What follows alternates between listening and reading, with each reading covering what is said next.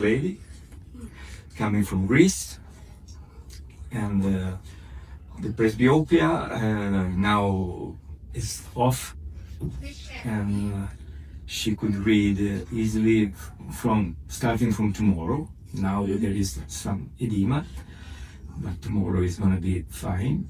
And this kind of operation is very nice and very worthwhile to do, because this kind of lens is reversible.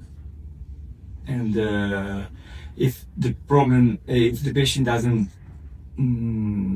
like this kind of new smart vision, we can easily remove it, and we have a complete restitution integrum.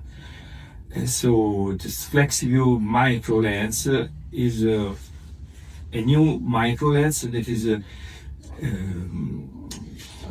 that comes from the old Presbia, and now is renewed, and now got the CE mark, and so we can have it in Italy, and hopefully we can get rid of the presbyopia of a lot of patients.